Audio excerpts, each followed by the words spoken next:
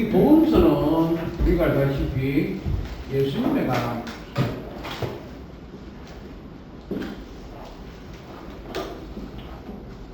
내용이라면 이 사도행전은 예수님의 제자들 다시 말해 사도들에 대한 예수님의 12제자를 사도라고 이렇게 칭합니다. 그들의 행함을 이렇게 기록한 책입니다. 복음서는 예수님에 관한 기록인데 마태, 마가, 누가, 요한이 기록한 복음서 예수님에 관한. 오늘 우리가 이제 살펴본 게 이제 이 내용입니다. 그 예수님의 제자 중에 12제자가 있는데 그 대표적인 분이 누구냐면 베드로입니다. 예수님의 12제자는 아니지만 예수님의 12제자 못지않게 사역을 행한 대표적인 사람이 누구냐면 우리가 사도 바울이라고 합니다.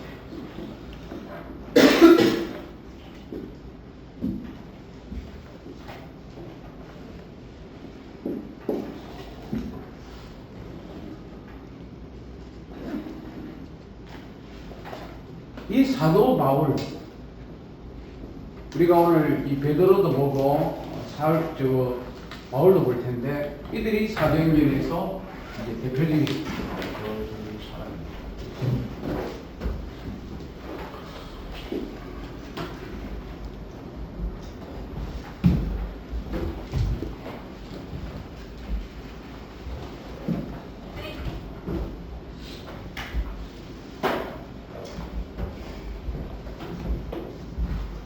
예수님께서 이 베드로를 비롯한 12제자를 몇 년 동안 교육했냐면요 3년을. 우리가 이게 무슨 교육이든지 한 3년 정도를 이렇게 배우는 게 기준입니다. 다니엘이 그 바벨론에 포로로 갔을 때도 3년의 시간을 들어서 공부를 합니다.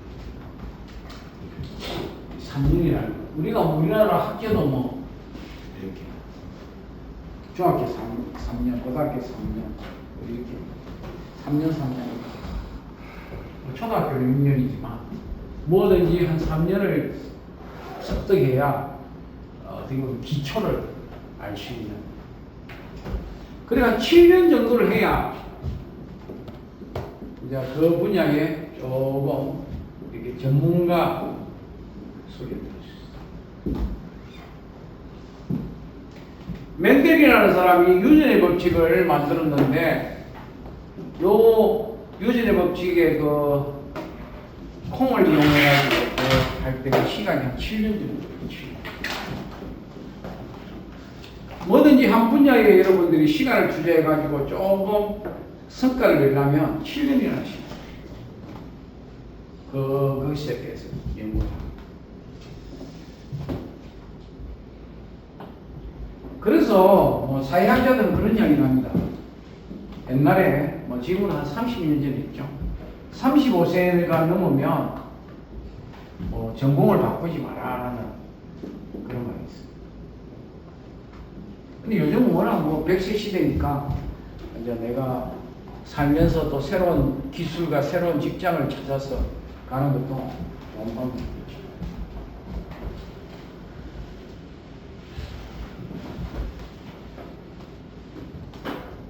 이 예수님의 12제자가 3년의 교육을 받았는데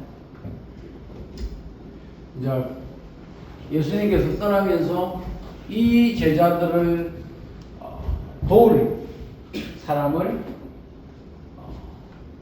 사람이라기보다 도우는 분을 보내주셨어요. 그분이 누구냐? 윤리자고 보혜사.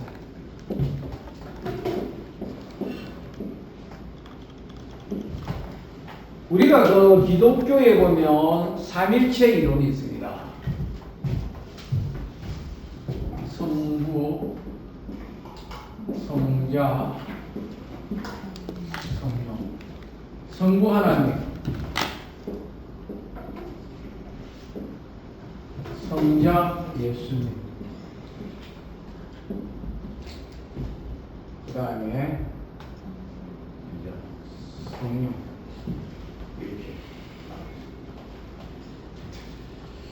그 어떤 분들은 이 성령을 뭐에 비교하느냐면요, 어머니에 비교해요. 성자하면 아들이잖아요. 성부하면 아버지잖아요. 근데 성령은 어머니에 비교해요. 우리가 성장하면서 자라면서 우리가 많은 영향을 받는데 그 영향의 대부분이 누구에게 받냐? 어머니에게 받아요. 어머니 역할이 아주 중요해요. 그래서 이 교육학적으로 보면 여성 교육이 아주 중요해요. 여성이 어떻게 교육받느냐에 대해서 그 가정에 아주 중요해요. 어머니가 바로 서 있으면 그 가정이 바로 서 있어요. 그래서 유대인들은 이런 것을 이야기합니다. 아버지가 헬라인이고 어머니가 헬라인이면 당연히 뭐예요? 헬라인.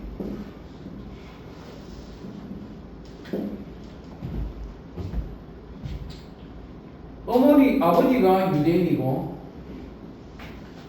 어머니가 유대인이면 당연히 유대인이겠죠. 그런데 만약에 아버지가 유대인이고 어머니가 헬라인이면 이 사람은 뭐냐? 헬라인. 그런데 아버지가 헬라인이고 어머니가 유대인이면 여기가 유대인. 그러니까 어머니가 뭐 다 유대인이면 당연히 유대인이겠지만 아버지가 유대인인 것보다 어머니가 유대인일 경우가 유대인이라는 거죠.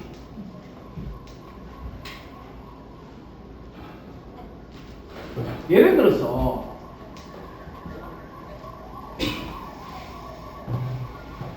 이 유대인을 기독교인이라고 바꿔봅시다. 아버지도 교회를 안 가고 어머니도 교회를 안 가면 자녀가 교회 안 갈 확률이 높아요. 아버지가 교회를 가고 어머니가 교회를 가면 뭐 당연히 교회 갈 확률이 높겠죠. 근데 아버지가 교회를 가고 어머니가 교회를 안 가면 자녀가 교회를 안 갈 확률이 높아요. 아버지가 교회를 안 가더라도 어머니가 교회를 가면 자녀는 교회 갈 확률이 있죠. 신앙은 누구에게 배우느냐? 어머니에게. 신앙은 어머니.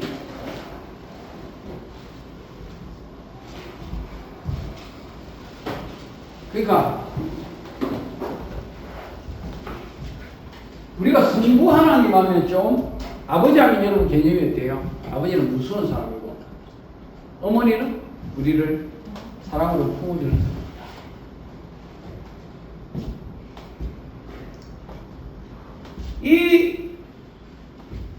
그러니까 이 보혜사라는 것은 우리 옆에서 뭐 해주는 사람이야? 변호사다. 변호해주는 사람. 저는 어릴 때 잘못하면 아버지가 막 개철을 들고 때리면요, 어머니가 옆에서 어떻게 하냐? 나를 이렇게 변호해주고 나를 감싸주고. 어머니 역할이 그렇게 중요해요. 자녀가 잘못된 길을 갈 때 아버지가 혼을 내면 어머니는 어떻게 해요? 아버지가 혼을 낼 때 어떻게 해요? 감사하고 내 편이 돼요. 내 편. 이게 참 중요하니까.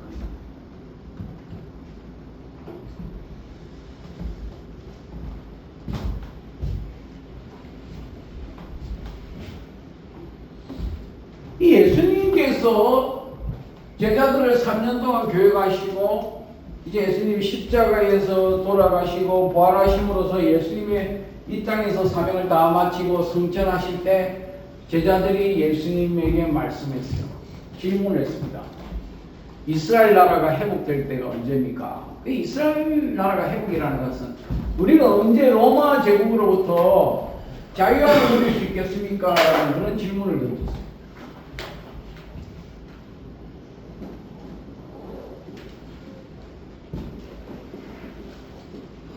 언제 자유하겠냐? 언제 해방되겠냐? 거기에 관심이 있어. 근데 예수님께서는 뭐라고 대답을 하셨느냐면, 그것은 너희가 알 바가 아니요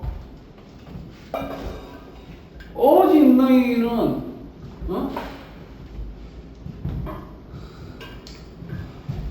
오직 성령이 너희에게 임하시면 너희가 권능을 받고, 성령이 너희에게 임하시면 너희가 뭘 받고? 권능을 받고 온 유대와 사마리아와 땅끝까지 이르러 뭐가 되라?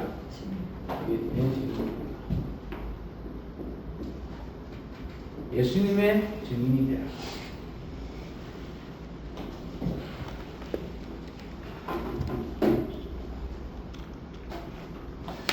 여기서 성령이 임하면 뭘 받느냐? 권능을 받는다.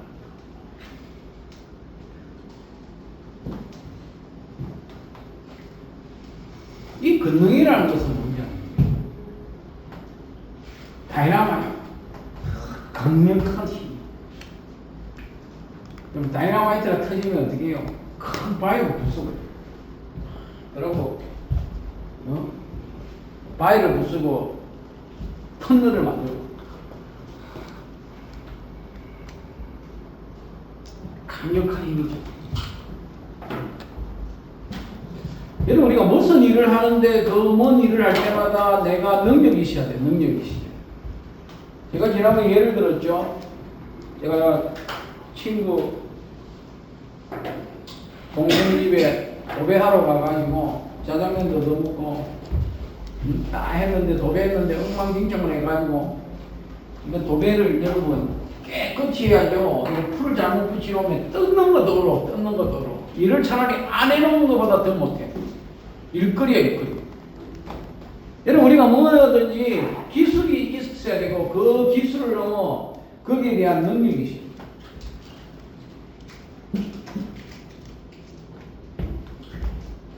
그러니까 유대와 사마리아와 땅끝까지 정인이 되라는 것은 내 힘으로 되는 것이 아니고 하나님이신 성령님의 능력을 받고, 그 능력을 갖고 일을 할 때 일이 가능합니다.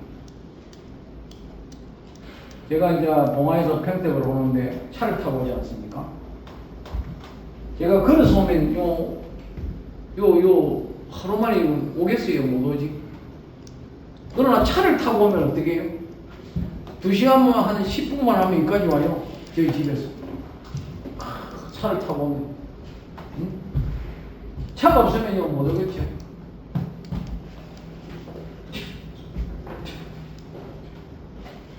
여러분들이 우리가 뭔 일을 할 때 그 일을 할 수 있는, 감당할 수 있는 그런 능력이 있습니다. 그 예수님이 뭐라고 말씀하시냐면, 너희들이 내 증인이 되는데 그 증인이 될 수 있도록 내가 너희들에게 성령을 보내주고, 그 성령을 통해서 너희에게 뭘 주겠다? 권능을 주겠다. 그러면 온 유대와 사마리아와 땅끝까지 이르러 복음을 전할 수 있다.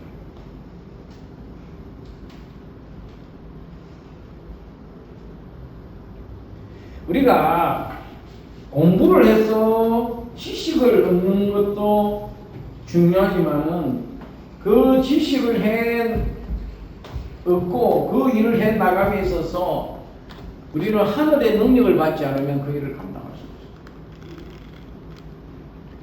그래서 심지어 우리가 좀 세상적인 표현이 이렇지만, 가게를 지어놓고 우리나라에 보이지 않는 돼지 머리를 갖다 놓고 돼지 입에다가 5만원짜리를 물려놓고 고사를 지내지 않아요. 고사를. 심지어 로켓을 발사하는데도 돼지머리 갖다 놓고 그 앞에다가 빌기도 합니다. 왜 비느냐?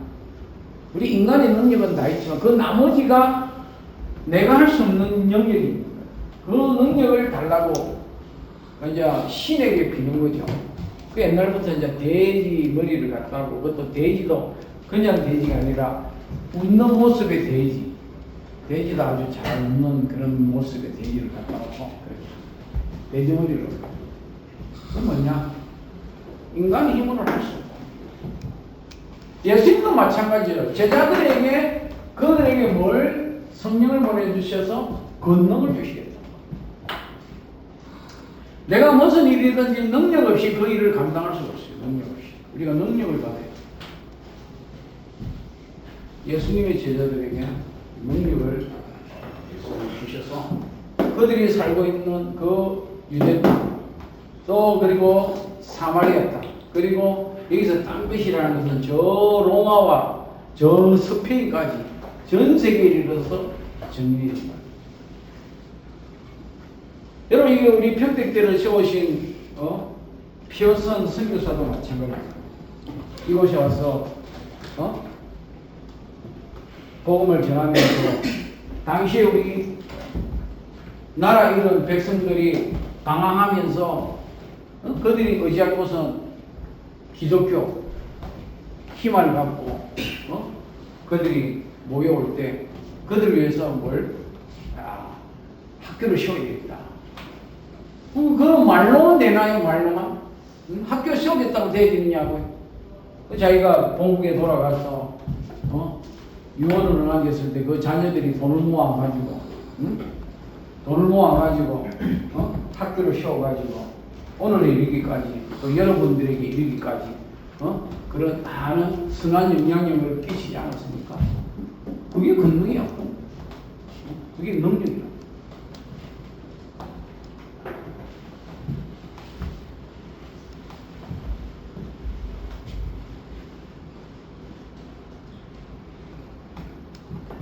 그 예수님의 제자 베드로가 이제 그 성령을 받을 때, 그 마가 다락방. 이 다락방이라는 이 개념은요, 표현이 이렇지. 우리가 어릴 때 다락방이라는 게 있었어요. 다락방이.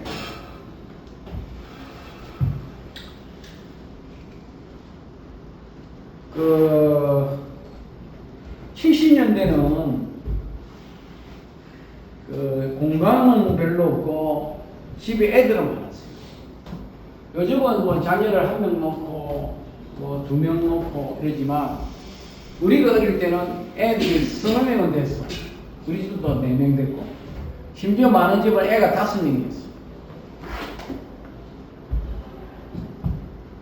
그러다 보니까 그때 집은 많지 않고 이러니까 그 부부에다가 이렇게 나무를 이렇게 가름대가지고 이렇게 합판 같은 걸 대가지고 집에서 이렇게 조금 들어갈 수 있는 그런 방은 다락방이에요. 다락방. 우리가 그 다락방에서 공부도 하기도 하고 다락방에서 잠도 자기도 하고 그 큰 공간 크지 않아요. 요 조그만하게. 근데 여기서 말하는 다락방은 그런 다락방이 아니에요. 120명이 뭐 그런 방 어떻게 들어가겠어? 이 다락방은 어떤 방이냐? 그 이스라엘에 가보면 이렇게 집이 있는데 2층집이 있어요. 2층집. 그 2층집을 아주 올라가서 있는 공간. 120명 들어가려면 지금 여기 한 50명 들어왔으니까 이 공간보다 한 2배는 더 커야 되겠죠. 그렇죠? 더 큰 공간. 그냥 우리가 생각하는 다락방이 아니라 이 다락방은 그냥 120명이 들어갈 수 있는 2층 홀이라고 생각합니다. 120명이 뭐 할 때? 기도할 때 성령님께서 뭐처럼? 불처럼 그들의 머리에 불이 끓어요.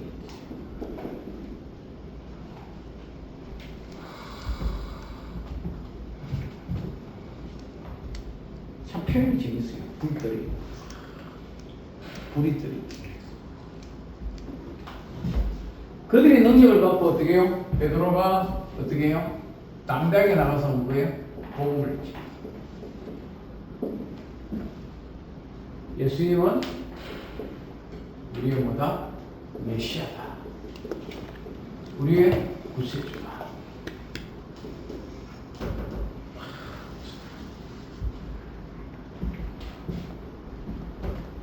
그러니까 이 예루살렘이 어떻게 되겠어요?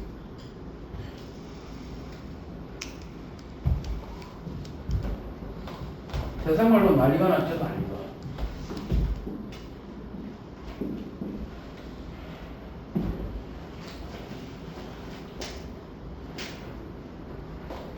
우리나라가 기독교가 들어오고 7, 80년대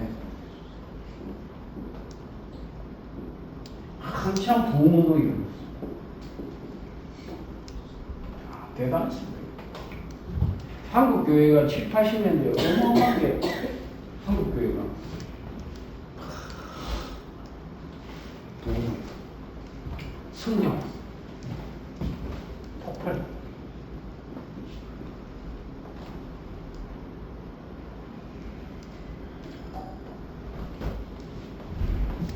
그때 어떻게 보면요, 진짜 뜨거웠어요, 뜨거웠어요. 무엇보다도 열정적이에요. 열정. 새벽 기도도 하고, 금요 칠화 기도도 하고, 칠화 기도도 그냥 하는 게 아니라, 저녁 한 9시 모이면 새벽 기도 때까지 밤을 새워서 기도하고, 그런 뜨거운 열정이 있어요. 진짜 불 받는 것 같은 그런 뜨거운 삶.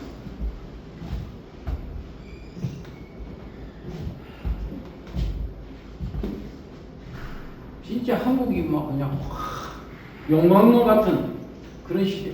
마가다락방 같이 성령의 막 그걸 받는 그런 시대가 있어요. 근데 우리나라는요, 단순히 교회만 성장한 게 아니라 경제 성장도 막 15%씩 하고 막 어마어마하게 우리 사회가 부흥했어요. 진짜 대단해요. 모든 게 7, 80년대 우리나라 역사를 보면요, 우리나라가 막 대단해요. 지금 이제 우리나라가 뭐가 돼요? 고령화가 됐죠. 고령화.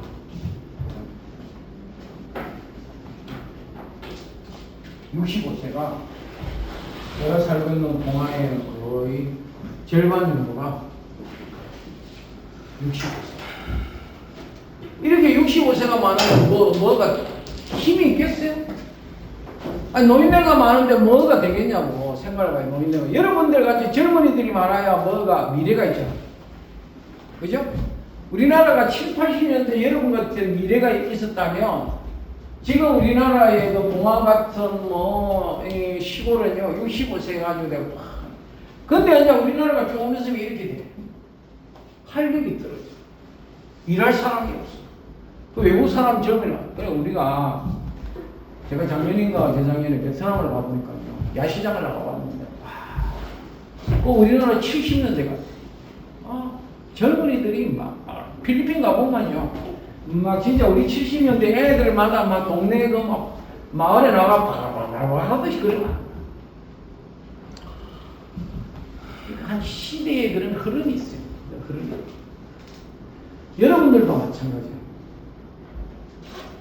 여러분들은 젊었기 때문에 꿈이 있고 미래가 있고 소망이 있어요. 나는 이제 하던 일들에 대해서 이제 더 크게 벌리기보다는 마무리하고 정리하고 이제 이런 시대지, 뭔가 새로운 것을 할 수 있는 시대가 여러분들이 힘이 있는 시대, 꿈이 있고 미래가 있는 시대.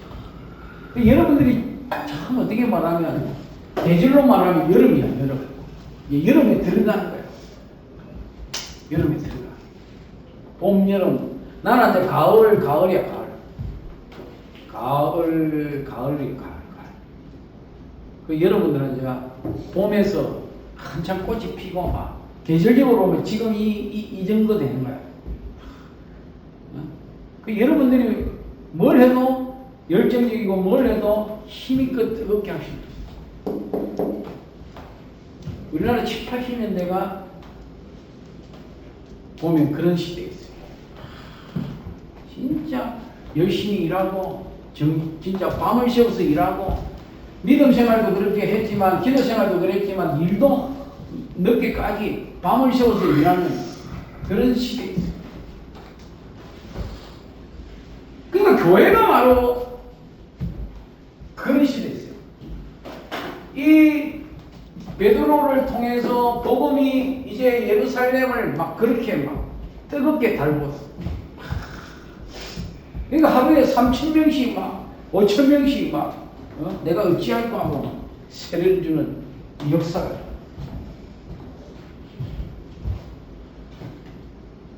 그러면서 어떻게 해요? 서로 모여서 기도하고 배우고 떡을 떼고 또 서로 나누고 그런 뜨거움.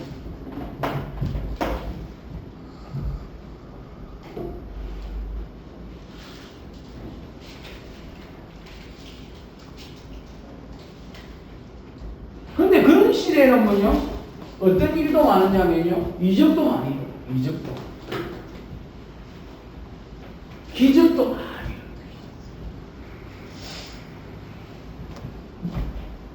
베드로하고 요한이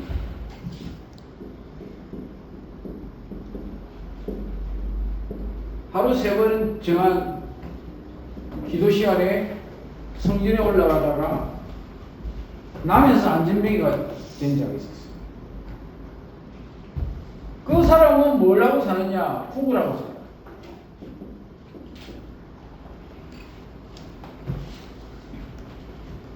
뭐 특별한 직업도 없고 뭐 할 일도 없고 국을. 제가 서울에 있을 때 교회 오는 어르신들이 있어요. 그래서 사무실에 오면 뭘 하느냐면 사무원이 일도 하지만 교회에서 구제를 해주지. 그래가지고 사무원한테 와가지고 돈을 받아라. 한 20년 넘었죠. 내가 2000년 보니까 한 20몇 년 전이죠. 오면 5,000원도 주고 1,000원도 주고 어떤 교회는 라면도 주고 어떤 교회는 밥도 주고 하니까 이 어르신들이 지하철이 공짜니까 지하철 타고 교회를 순례를 해서 하루종일 쫙 돌아. 그 하루에 잘만 놀면 그 시대에 얼마를 벌 수 있었어. 이 교회 가면 점심 주고 저 교회 가면 그거 주고 다니면서 자기들끼리 또 정보도 교환. 그래가지고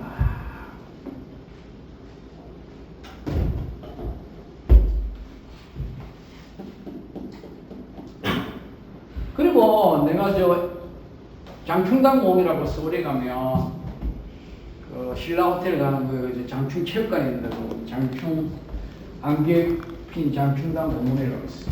그 내가 그 엠버서더 호텔 뒤에 있는 교회 이제 부교육자로 있었는데 우리가 수요일만 되면 국수 봉사를 했어. 국수 봉사.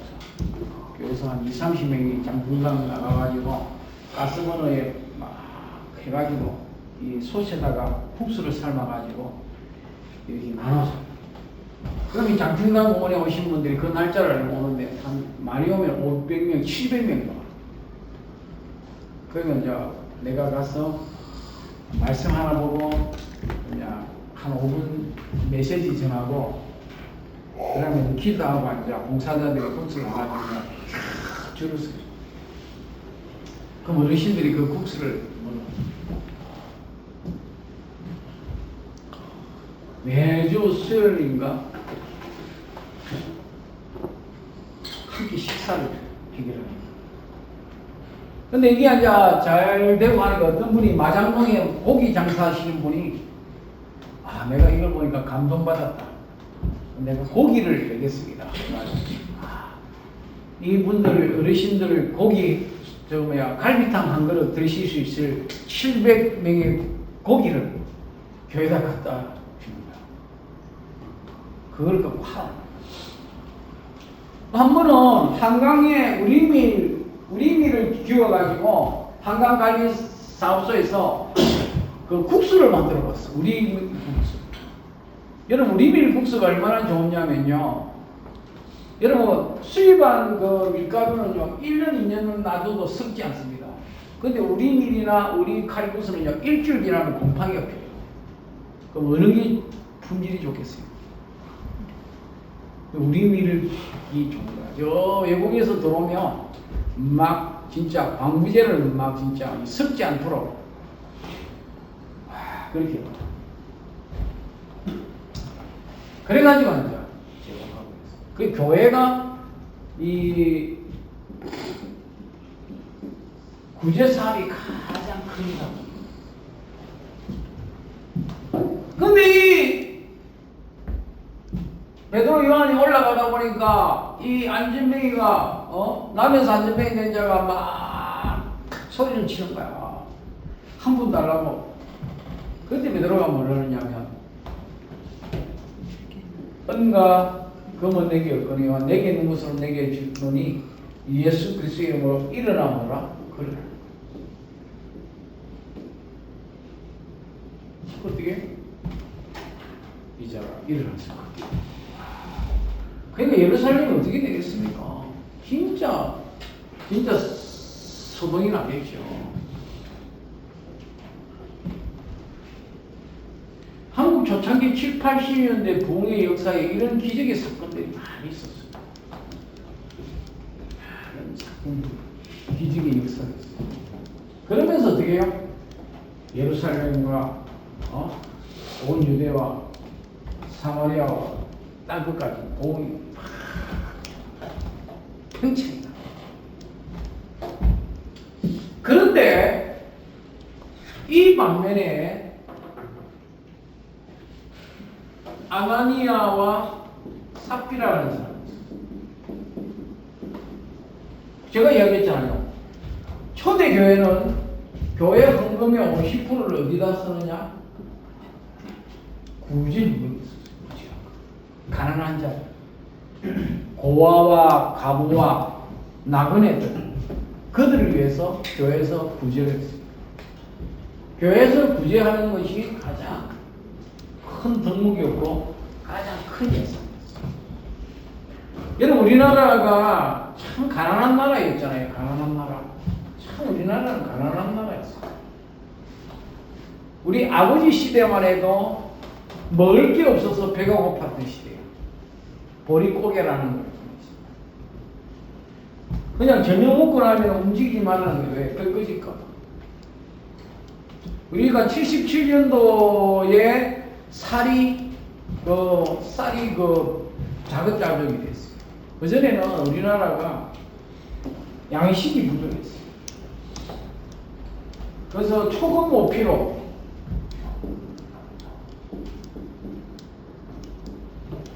풀의 뿌리와 나무 껍질을 먹고 겨우겨우 배를 채웠던 시대. 근데 우리나라가 이제 언제부터 좀 배가 불러지냐?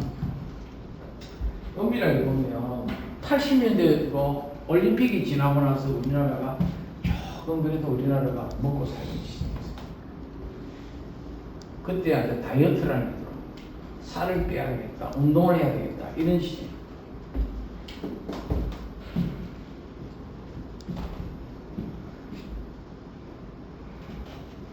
당시 베드로와 비롯한 모든 자들이 구제에 관심을 가지고 교회 안에 가난한 자들에게 나누어 줬습니다. 필요한 것을 채워줬어요. 공동체에 어려운 사람들에게 나눠줬어요. 그래서 배고픈 자들이 교회로 왔어요. 그럼 교회에서 그들에게 먹을 것을 나눠줬어요. 그러다 보니까 뭐가 필요해요? 구제 헌금이 필요하겠죠.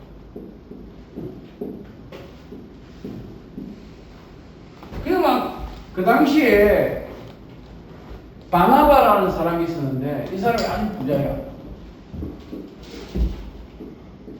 이 바나바가 자기 밭을 팔아서 베드로에게 바쳤어요. 이걸 가지고 구제합시다. 고아와 가부를 구제합시다. 그러니까 아나니아 삽비라는 이 사람도 이 바나바가 저렇게 해서 칭송하니까 나도 내 밭을 내야 되겠다 했는데요. 밭을 팔고 딱 나니까 뭔 생각이 드냐면 욕심이라는 거예요. 욕심이. 물질에 대한 탐심이 생긴 거예요.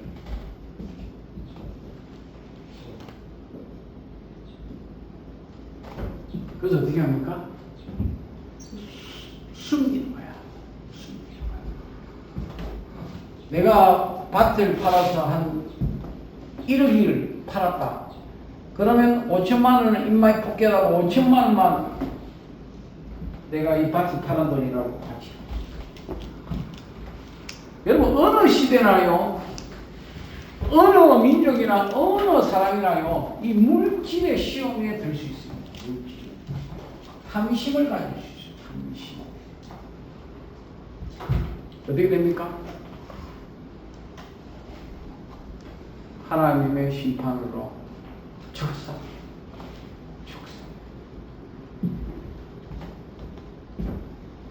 그러니까 여러분들 인생을 살면서 돈 갖고 장난치면 안 돼요. 돈 갖고 장난치면 안 돼요. 다른 말을 하면 행령을 하고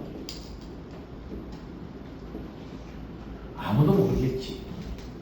아무도 모르겠지. 요거 정도만 내가 인마에 포켓해도 되겠지.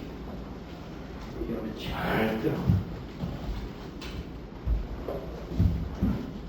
돈에는 뭐가 있냐? 꼬리표가 없겠어요.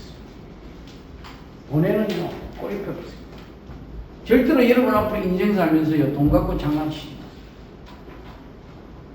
돈에 대해서, 남의 돈에 대해서 욕심도 가지지 말고요.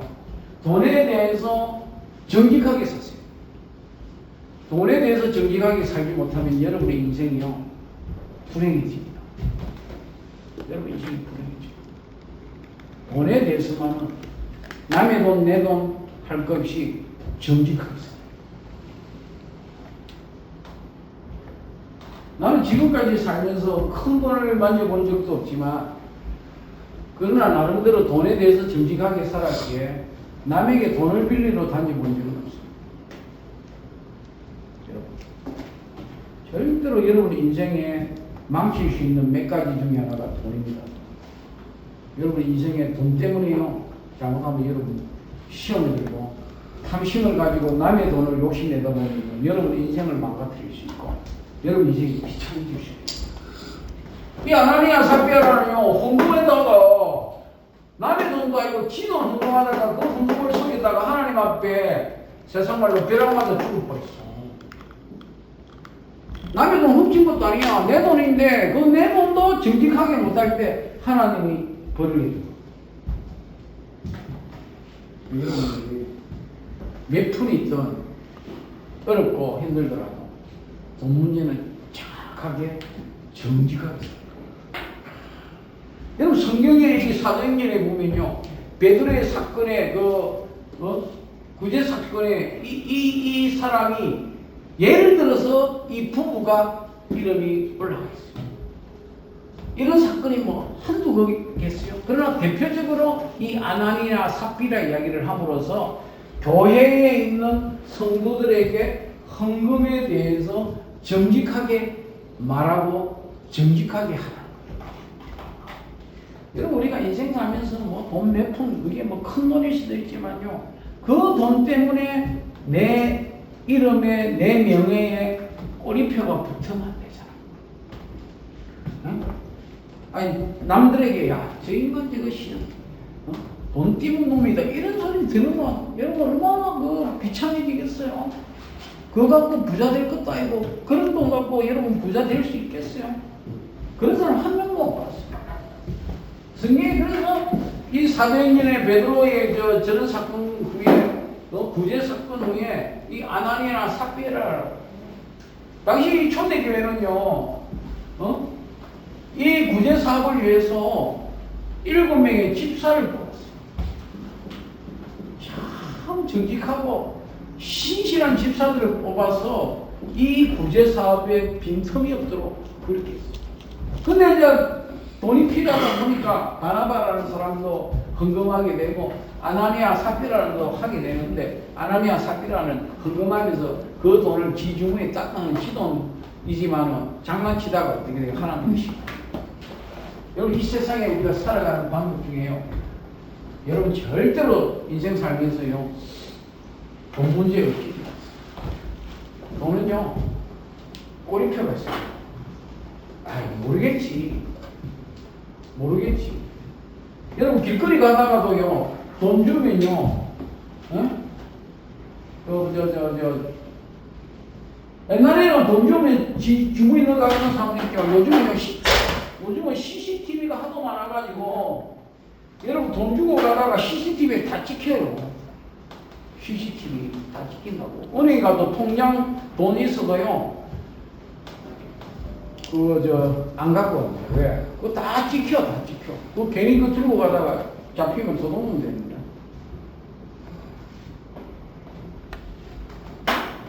이렇게 구제사하고 교회가 성령의 능력으로 제자들의 그 사역으로 팽창. 교회가 이 예루살렘 교회가 하루에 뭐예요? 3,000명, 5,000명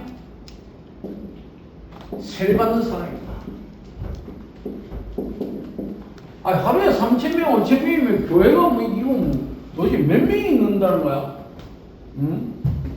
한 주일에 3,000명이 오고 5,000명이 온다 그러면 그 교회가 얼마나 커진다는 거야?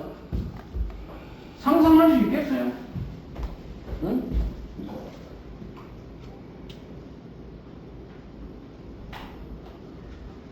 상상할 수 없는 일이 벌어지죠.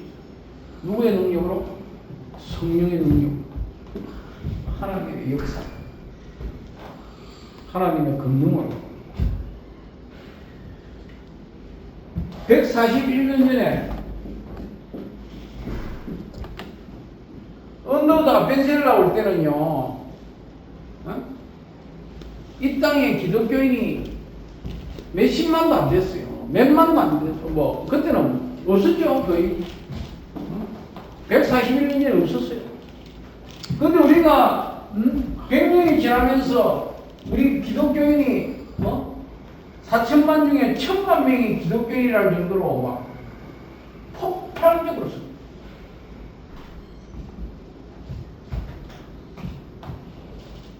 한국교회 영향력이 대단했고요. 한국의 진짜 대한민국이 대단했습니다. 이승만 대통령 교회 장로고, 그 당시 윤보선 대통령, 박정희 대통령, 박정희 대통령 어릴 때 교회를 다녔죠. 그 박정희 대통령 그 생가 기념관에 가보면 그림이 나오는데, 그 상물이라는 그 동네 그림이 있는데, 그 중심에 보면 상모교회라는 교회가 보이죠.